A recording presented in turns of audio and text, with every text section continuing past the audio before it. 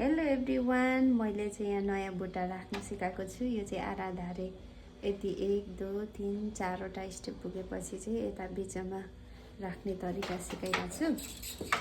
हेर्न सक्नुहुन्छ। मेरो भोइस चाहिँ अलिक सानो छ होला, ठुलो साउन्ड बनाएर भने सुन्नु होला। अब युट्युबमा भिडियो त्यति मजाले एडिट गर्नु आएको छैन, त्यही भएर म अहिले जसरी बोलेको छु त्यसरी बोलिरहेको छु। फ्रिक्वेन्सी कहाँ छ? यसरी 4 स्टेप पुगेपछि चाहिँ राख्नुपर्छ यो बिचको बुट्टा, अनि बिचमा रहन्छ। यो पनि कमेन्ट आइरहेको थियो अस्ति, त्यही भएर। कुन चाहिँ राख्नु सिकाएको खासमा? यो हो। यतापट्टिको यो? त्यो कति बेला राख्ने भनेर भन्नुहुन्छ नि त, त्यही हो भने नि। अब यो बिचमा हुन्छ हुँदैन, सुरुदेखि राख्ने हो कि कसरी राख्ने भनेर थाहा हुँदैन नि त्यसको लागि। यो स्टेप चाहिँ उयो पुगेपछि त्यता लाउने कति 3टा 4वटा भयो चाहिँ। अब यो 4वटा स्टेप पुगिसकेपछि चाहिँ उता राख्ने, अनि ठिक्क बिचमा पुगेपछि चस्मा लाउने बिर्सेछ।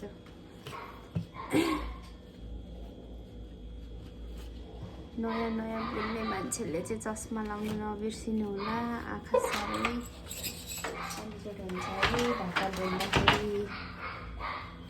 पहिले रहरमा बोलिन्छ, पछि त साह्रै दुःख दिन्छ त ढाकाले नै। मेहनत धेरै हुन्छ, मेहनतको फल जस्तो आउँदैन। अनि लाउने मान्छेहरूले पनि फेरि नजानेर हो कि गजाकुजुक बनाइदिइहाल्छ नि।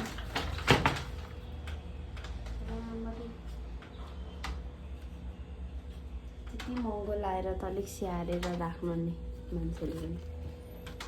हिजोअस्ति उता दिदीको पनि कसले लगेछ लाउनु होइन, सबै गुन्द्रुक बनाएर ल्याएको छ। कुन दिदी? गङ्गा दिदीको हो के?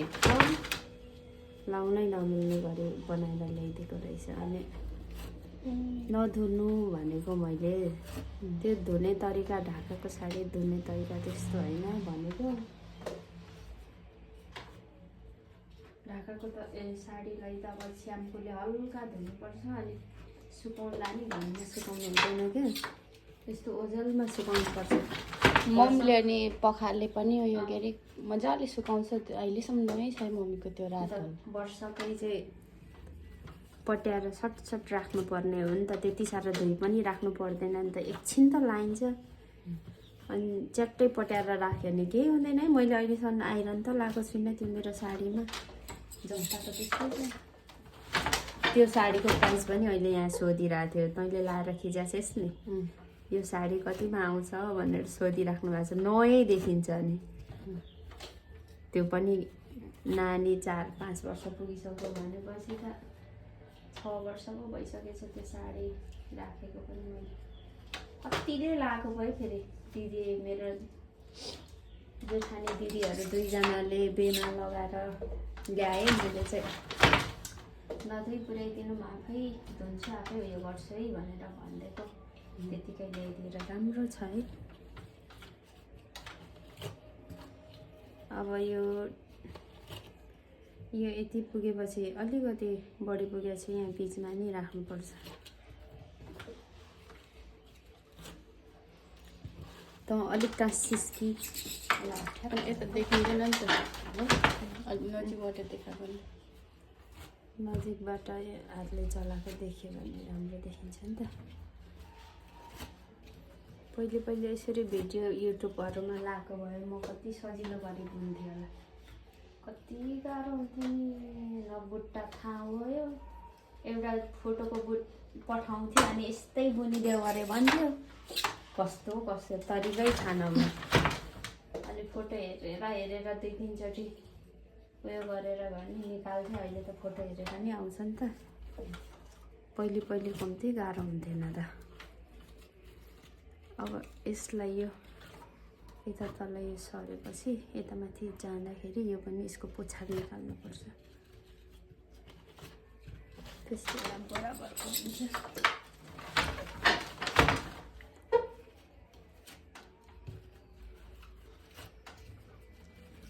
1 घन्टामा नि 5 इन्च पनि बनिँदैन नि हो।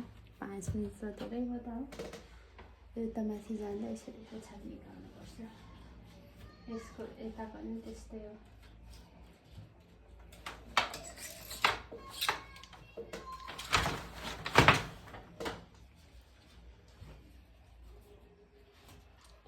स्काई कलर साह्रै राम्रो देखिन्छ क्या यसमा होइन।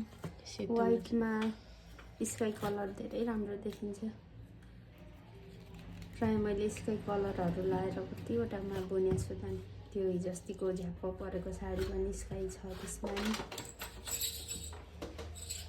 अनि यसमा स्काई मात्र आएर धारे भए पनि राम्रो देखिन्छ। तर कसैले मन पराउँछन्, कसैले त्यस्तो मन पराउँदैन नि त एउटै कलरको। त्यो ब्ल्याकमा उयो कति राम्रो देखेको है। येल्लो मात्रै। येल्लो अनि त्यसमा नि जडी लाउनुपर्छ क्या, टल्किन्छ। कि सेतोमा सेतो जडी लाएर के बुन्नुपर्छ, हो त्यो पनि राम्रो टल्किन्छ। अब यहाँ 2 स्टेप जति छोड्नुपर्छ है। त्यति भएपछि त यतादेखि उता गएको पनि 4वटा स्टेपदेखि चाहिँ यहाँ बिचमा राख्नुपर्छ भन्ने थाहा हुन्छ नि।